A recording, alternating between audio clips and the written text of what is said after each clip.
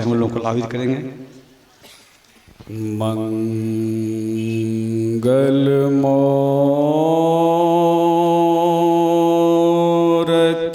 सद्गुरु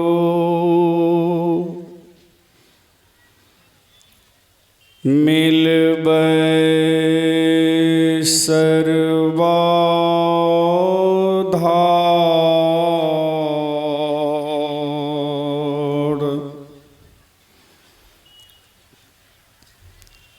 मंगलमय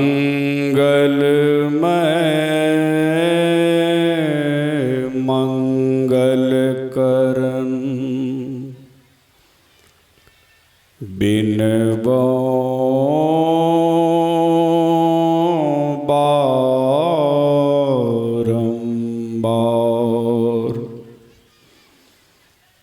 ज्ञान उदधि अरु ज्ञान घन सद्गुरु शंकर रूप।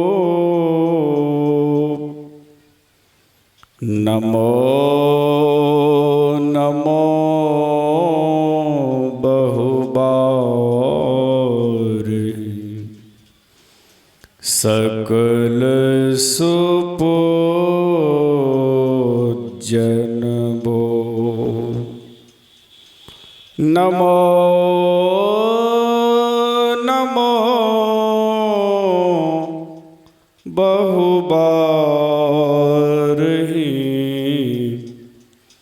सकल सुपूजन बो। बोलिए प्रेम से श्री सद्गुरु महाराज। उपस्थिति के अनुसार गुरुदेव भगवान की जय घोष करने में कंजूसी कर रहे हैं। कंजूसी नहीं करनी चाहिए। एक बार बुलंद स्वर में गुरुदेव भगवान की जय घोष। बोलिए श्री सद्गुरु महाराज, श्री सद्गुरु महाराज।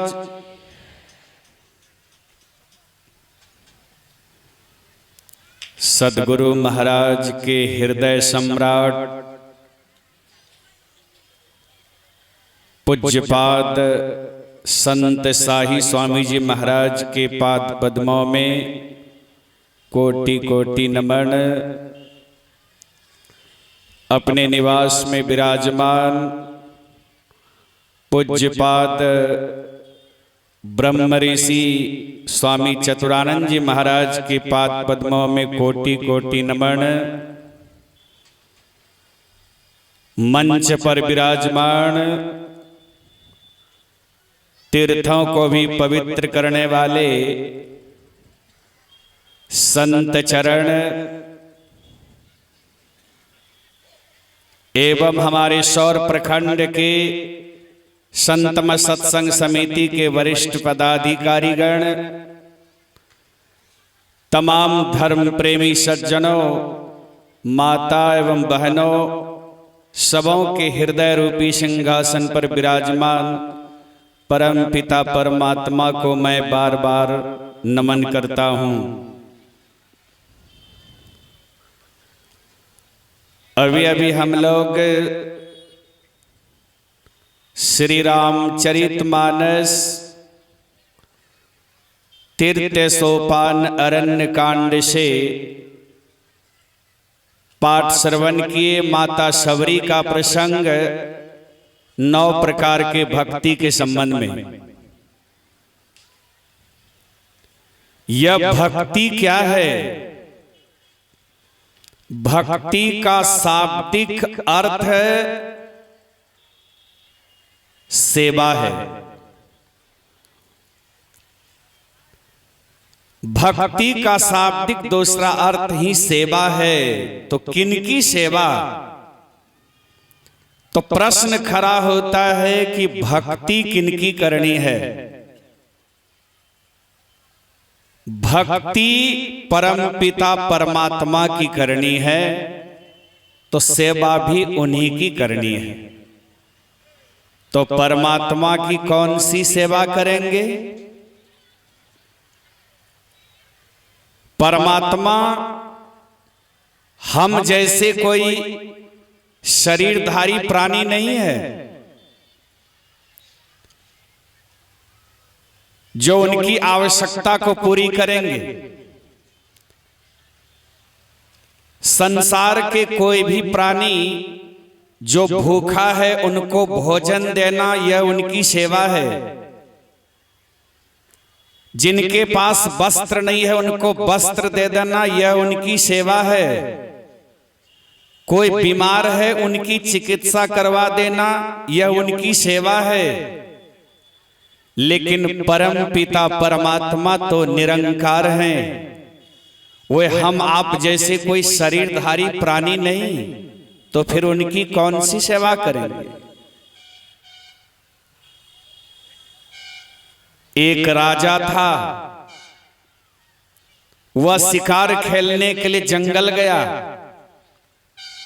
वहां एक बहुत सुंदर मुनि बालक को देखा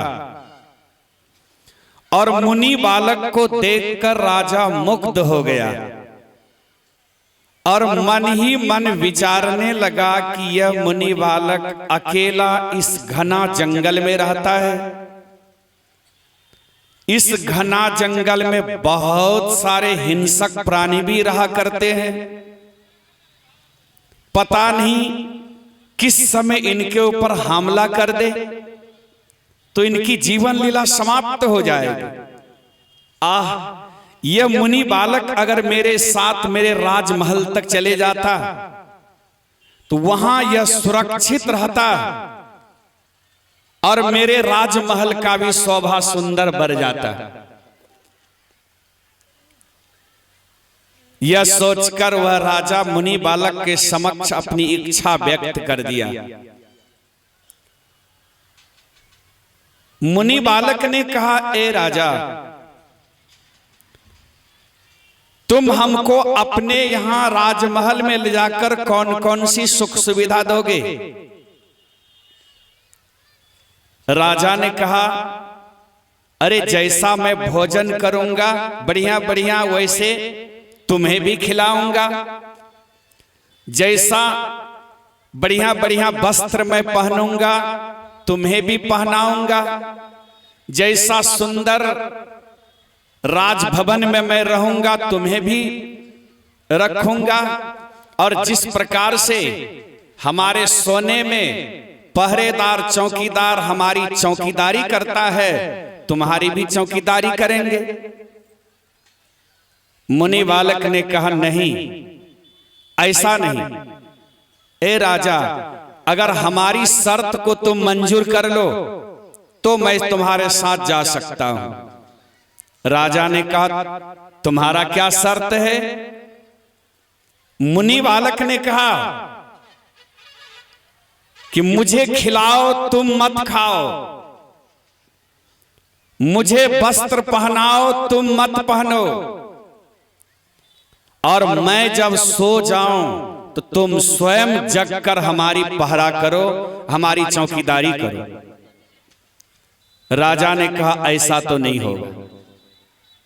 मुनि बालक ने कहा, ऐसा नहीं होगा तो मैं तुम्हारे साथ नहीं जाऊंगा। मेरा राजा तो ऐसा है जो मुझे खिलाता है स्वयं नहीं खाता, मुझे वस्त्र पहनाता है स्वयं नहीं पहनता, और मैं जब सो जाता हूं तो वह स्वयं जगकर हमारी पहरेदारी हमारी चौकीदारी करता है। पलटू सोवे मगन में साहब चौकीदार, वह परमात्मा सबकी रक्षा करते हैं। तो जो परम पिता परमात्मा सबको खिलाते हैं, सबको पहनाते हैं, और सब जब सो जाते हैं तो सबकी पहरेदारी चौकीदारी करते हैं, तो उस परमात्मा की हम आप कौन सी सेवा करें? सदगुरु नानक देव जी महाराज की वाणी में आया, ऐसी सेवकु सेवा करे जिसका जीव तिसो आगे धरे। ऐसी सेवकु सेवा करे जिसका जीव तिसो आगे धरे, अर्थात ये जीव उस ईश्वर परमात्मा का अभिन्न अंश है और यह परम पिता परमात्मा से बिछुड़ गए हैं। इस बिछुड़े हुए जीव को गुरु के जुक्ति के मुताबिक ध्यान साधना करके पुनः उस परम पिता परमात्मा से ले जाकर जोड़ देना, उस परमात्मा से फिर पुनः मिला देना, यही वास्तविक भक्ति है। अपने आप को दुनिया के चहल पहल से, दुनिया के नाशवान क्षणभंगुर मायावी पदार्थों से समेटकर उस परम पिता परमात्मा के चरणों में हाजिर कर देना, यही उनकी वास्तविक सेवा है। अन्यथा उस परमात्मा के लिए आप कितनों शुद्ध घी के लड्डू चढ़ा दें, कितनों फूलडाली के फूलडाली फूल लाके चढ़ा दें, कितनों धूप धुमना जला दें, कितनों मस्तक को नवा लें, लेकिन विश्वास कीजिए जब तक अपने आप को नहीं चढ़ाएंगे तब तक आपकी भक्ति पूरी नहीं होगी, तब तक आपकी भक्ति पूरी नहीं होगी। एक मां बाजार गई थी टहलने के लिए दुर्गा पूजा के शुभ अवसर पर, और वह साथ में अपने बच्चे को भी ले गए थे। वह छोटा बालक था, वह मां के साथ दुर्गा पूजा के शुभ अवसर पर जब बाजार घूमने के लिए गया तो मां तो पराए बाजार जब जाती हैं मां बहनें तो अपने अपने श्रृंगार की सामान खरीदती हैं। मां तो जाके श्रृंगार की सामान खरीदने लगी, दुकानदार से मोल मलाई करने लगी, सामान पसंद करने लगी, कीमत चुकाने लगी।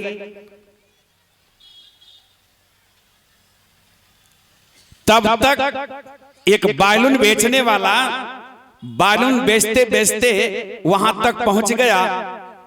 काफी भीड़, खचमखच भीड़ थी बाजार में। वह बच्चा बैलून देखते देखते बैलून वाला के पीछे पीछे कुछ भीड़ में आगे निकल गया। बहुत दूर जाने के बाद तब उस लड़का को आभास होता है कि मेरी मां कहां है।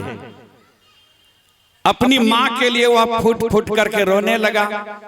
उसी क्षण एक राजरानी जो दिव्य सुंदरी थी और बेशकीमती वस्त्र पहनी हुई थी और लाखों रुपया की जेवर पहनी हुई थी, वह विश्व सुंदरी राजरानी आकर के उस लड़का को गोद में उठा ली और शांत करने लगी। बेटा तुम शांत हो जाओ, तुम चुप हो जाओ।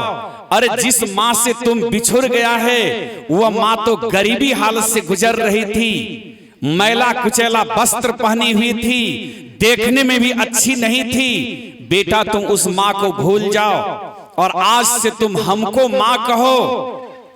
मेरे पास जितनी संपत्ति है, जमीन जायदाद है, मैं सबका उत्तराधिकारी तुमको बना दूंगी। तो क्या बेटा चुप हो जाएगा ना? कदापि नहीं होगा। अब रहने दीजिए उस लड़का को मां के गोद में। यहां आ जाइए। यह मां अपनी श्रृंगार की सामान पसंद करके सामान ली और दुकानदार को पैसे चुकाने के बाद जब मुड़ करके देखती है तो बेटा नहीं है। अब बेटा के लिए छाती पीट पीट करके रोने लगी।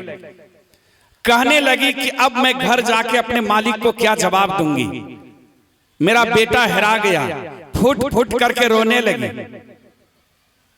बाजार में से कोई व्यक्ति एक हष्ट पुष्ट सुंदर लड़का को लेकर आया और उस मां के गोद में देते हुए कहने लगा, देखो पगली, देखो कितना सुंदर यह लड़का है। अरे इसी को तुम अपना गोद में ले लो, इसी को तुम अपना बेटा बना लो। जो बेटा तुम्हारा हेरा गया है वह तो काला कलोटा था, रोग लिए हुए जन्म लिया था, वह देखने में भी अच्छा नहीं था। उस लड़का को तुम भूल जा, आज से तुम इसको लड़का बना ले, बेटा बना ले। क्या मां का भी दिल कबूल करेगा क्या? कदापि नहीं। और उसी समय अगर वह मां वहां पहुंच जा, अपने बेटा को खोजते ढूंढते रोते बिलखती हुई वहां पहुंच जा जहां राज रानी उसके बेटे को गोद में लेकर तरह तरह के प्रलोभन दे रही थी। अगर वहां तक पहुंच जाए वो मैला कुचैला वस्त्र पहनकर, और वह लड़का अगर अपनी मां को देख ले तो वो लड़का क्या करेगा सोच सकते हैं। वो लड़का मचल उठेगा और वो लड़का चाहेगा कि यह राज रानी के गोद को लात मारकर हम अपनी स्व माता की गोद में चले जाएं। वो मचल उठे। मां पुरुषों ने कहा, ऐ संसार के समस्त नर नारियों, ठीक इसी तरह से अपने आप को परम पिता परमात्मा के श्री चरणों में नहीं चढ़ाकर, अपने आप को वहां तक हाजिर नहीं करके दुनिया के तमाम सामग्रियों को उस इष्ट देव के सामने, प्रभु के सामने चढ़ा दीजिए, वह कबूल नहीं करेंगे। असली भक्ति यही है कि अपने आप को दुनिया के नाशवान क्षणभंगुर पदार्थों से समेटकर परम पिता परमात्मा के श्री चरणों में हाजिर कर देना, यही है असली भक्ति। इसी से आपका परम कल्याण होने वाला है। इसलिए गुरु महाराज के वाणी में आया, यही मानुष दे समैया में करो परमेश्वर में प्यार, कर्म धर्म को जला खाक कर देंगे तुमको तार। बोलिए श्री सद्गुरु महाराज की जय।